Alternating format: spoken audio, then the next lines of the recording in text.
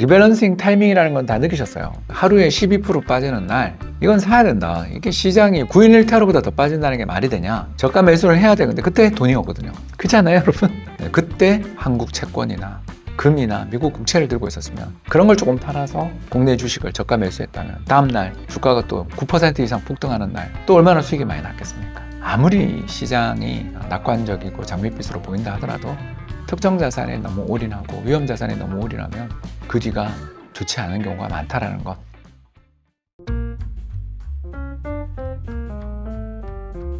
안녕하세요. 이코노미스트 홍춘욱입니다. 오늘은 금융위기의 역사 또는 과거에 있었던 금융시장의 파괴적인 흔들림, 폭락 사태들에 대해서 이야기를 나눠보고자 합니다. 안녕하세요, 맹PD님. 네, 안녕하세요, 박사님. 2008년 글로벌 금융위기 당시의 금융시장 상황이 궁금한데요. 그 시기 시장 분위기와 투자자들의 심리 어떻게 기억하고 계신지 궁금합니다.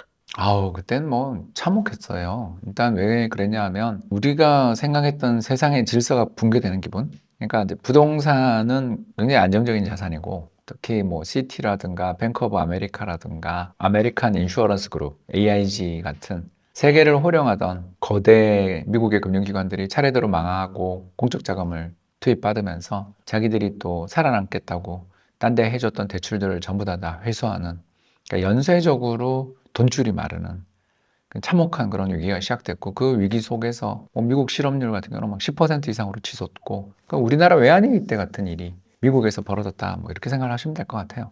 거기는 이제 나라 자체가 안에서 망한 거고, 우리는 이제 외환위기를 당한 거고. 근데 아무튼 둘 다 뭐 나라 망한 건 똑같은 상황이었어요.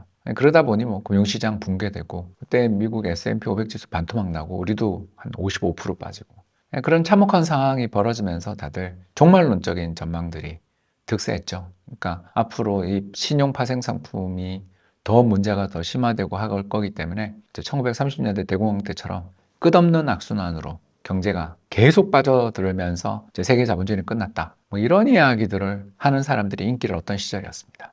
금융위기 구간에서 자산군별 흐름은 실제로 어땠나요? 채권이 최고였죠. 그러니까 정부가 발행한 국채로 사람들이 전부 다 몰리고, 그러다가 이제 그 국채 금리가 너무나 내려가고 가격이 이제 폭등하니까 그 돈들이 이제 금으로 그 다음엔 가더라고요. 그래서 제일 먼저 가격이 오른 건 미국 국채, 그 다음에 오른 건 금, 그리고 금이 오르고 난 다음에 좀 있다가 주식 가격이 이제 바닥치고 오르기 시작했고, 부동산은 그로부터도 한 3년 지나서 올랐다는 그런 흐름들을 보면서 자산 배분 진짜 중요하다, 그런 거 제가 되게 많이 느꼈고, 특히 이제 통화로 보면은 일본 엔이 그때 제일 셌고, 그 다음에 이제 미국 달러가 엄청나게 셌죠. 우리나라는 달러에 대한 원화 환율이 1570원까지 올라갈 정도였으니까. 이제 그래서 그때 제가 처음으로 이제 달러 스위칭, 그 달러에 투자를 하고 있으면 경제 위기가 왔을 때 내가 돈을 벌 수 있다라는 것을 처음으로 느끼게 됐던 시기가 바로 2008년 글로벌 금융위기였죠. 그래서 저는 그때 이제 달러로 보유하고 있던 돈을 좀 팔아가지고 이제 한국의 수출주, 왜냐하면 환율이 1,500원대까지 올라갔기 때문에 우리나라 수출 기업들의 경쟁력이 말도 못하게 개선돼 있어서, 경제가 지금 뭐 끝없이 하락한다 그러면 어쩔 수 없지만 충분히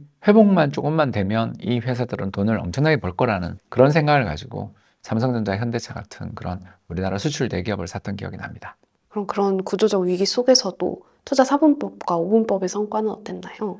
투자 4분법, 5분법 수준이 끝내줬죠. 다 플러스 났어요. 여러분 잘 믿어지지 않을 텐데요. 진짜입니다. 그때 2008년, 9년 그런 시기들의 어떤 투자 성과라든가 그런 것들을 보면 역시 자산 배분에서 채권이 두 개잖아요.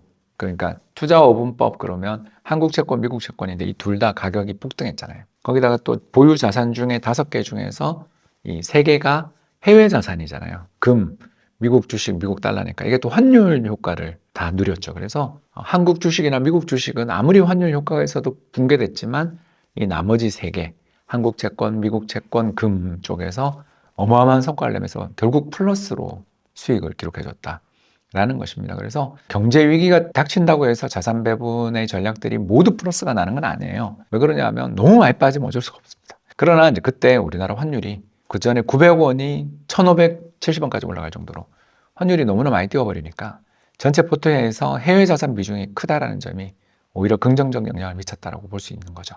이 비슷한 일들이 또 여러분 아시는 것처럼 2022년 우크라이나 전쟁 때 우리 국내 주식시장도 붕괴되고, 특히 우리 국내 채권이 박살 났었잖아요.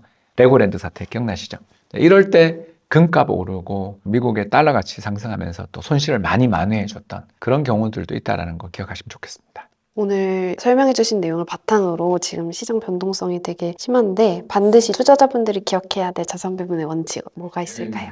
채권이나 금을 무시하면 안 된다라는 거 이번에 느끼지 않으셨어요? 그 리밸런싱 타이밍이라는 건 다 느끼셨어요. 그 하루에 12% 빠지는 날 이건 사야 된다. 이게 시장이 9일 1타로보다 더 빠진다는 게 말이 되냐? 저가 매수를 해야 되는데 그때 돈이 오거든요. 그렇잖아요, 여러분? 왜? 다른 자산도 다 폭락 중이니까 살 돈이 없어요. 그때 한국 채권이나 금이나 미국 국채를 들고 있었으면 특히 미국 국채 수익률이 엄청나게 좋아졌었잖아요. 그런 걸 조금 팔아서 국내 주식을 저가 매수했다면 또 다음날 주가가 또 9% 이상 폭등하는 날 또 얼마나 수익이 많이 났겠습니까? 그러니까 여러분들 아무리 시장이 낙관적이고 장밋빛으로 보인다 하더라도 특정 자산에 너무 올인하고 위험 자산에 너무 올인하면 그 뒤가 좋지 않은 경우가 많다라는 거 기억하셨으면 좋겠고요. 이번에 폭락장들을 보면서 과거의 금융위기 떠올려 보시면서 앞으로 이제 또 이런 일들이 또 발생할 거니까 우리 잘 대비하자. 이런 마음 가지셨으면 하는 마음으로 오늘 동영상을 준비했습니다. 지금까지 경청해 주셔서 대단히 감사합니다.